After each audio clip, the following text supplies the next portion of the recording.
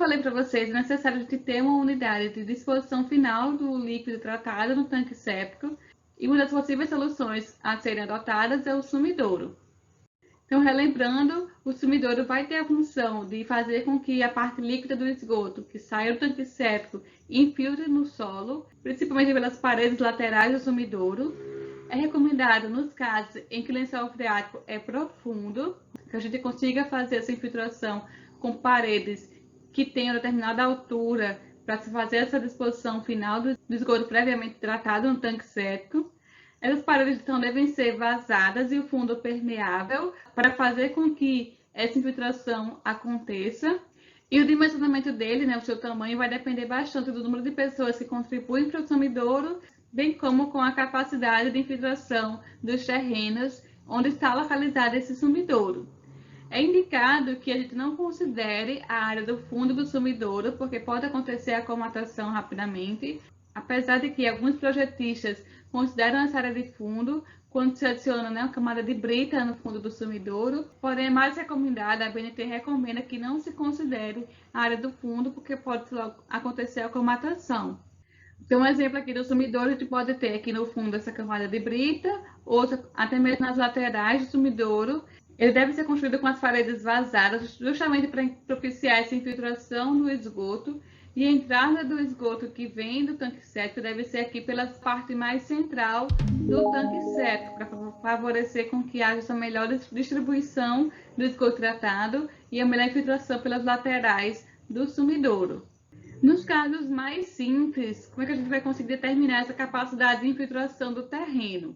Então, pode ser feito um teste de absorção do efluente no solo, para que a gente consiga determinar qual é o coeficiente de percolação indispensável no dimensionamento dessas estruturas de fossos absorventes, de sumidouros, e também dos campos de absorção. Então, o teste que se faz de percolação é relativamente simples.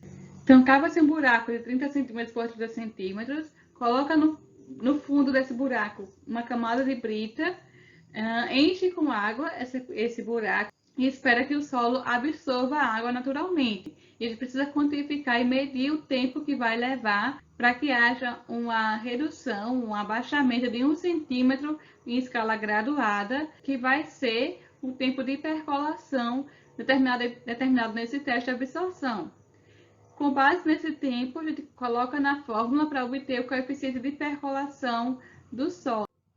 Então, a gente pode utilizar tanto o gráfico quanto também a equação, que é a partir desse tempo de percolação, ou seja, o tempo que se levou para que haja uma redução de 1 centímetro em escala graduada, depois do solo ter sido encharcado, com bastante água, construído esse buraco de tamanho já previamente determinado, a gente vai conseguir, por fim, obter o coeficiente de percolação.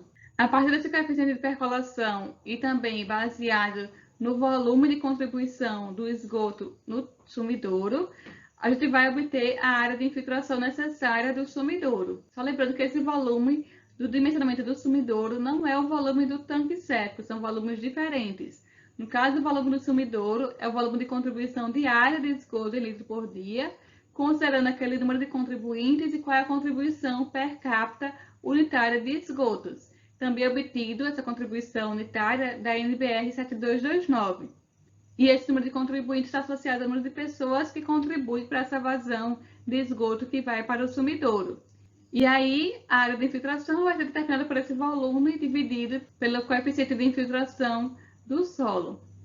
A partir dessa área de infiltração, a gente consegue determinar qual é a profundidade do sumidouro cilíndrico através da divisão da área em relação a π vezes d. E esse d é o diâmetro que pode ser adotado em metros. Então, eu vou também medir ali com relação a qual é a área disponível no terreno, estimar um diâmetro, adotar um determinado diâmetro. A partir da área necessária calculada anteriormente, eu consigo obter a altura necessária, a profundidade necessária do sumidouro em metros. Um exemplo aqui que talvez fique mais claro de entender, a gente tem uma casa com 8 pessoas, que contribui com 1.200 litros de esgoto por dia. Calcular a necessária das paredes do sumidouro, sendo que o teste de infiltração do terreno indicou tempo igual a 4 minutos para abaixamento de 1 centímetro na escala graduada. Então, vamos lá. Primeira coisa, ele já nos deu o tempo de abaixamento de 1 centímetro, que foi de 4 minutos. Eu consigo, a partir desse tempo, obter qual é o coeficiente de infiltração. Substituindo diretamente na fórmula, o CI, coeficiente vai ser igual a 75,4 litros por metro quadrado dia. Com base nesse coeficiente de infiltração e no volume de contribuição, que é de 1.200 litros por dia, eu vou obter a minha área de infiltração necessária, dividindo o volume pelo coeficiente.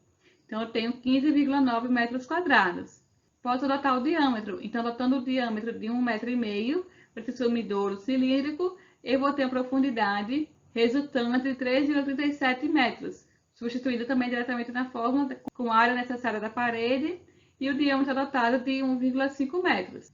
Então, é bem mais simples do que o tanque séptico, só necessário ter atenção em relação ao volume, que não é o mesmo volume do tanque séptico, e sim qual é o volume de contribuição total associado com aquela contribuição per capita e o número de contribuintes para essa vazão de esgoto. E além disso, na prática, né, quando vocês vierem a construir ou dimensionar o tanque séptico seguido do sumidouro, vai ser preciso fazer aquele teste de percolação, precisa determinar o tempo de percolação e com isso o coeficiente de infiltração do solo onde se está projetando, onde se está pretendendo construir um sumidouro.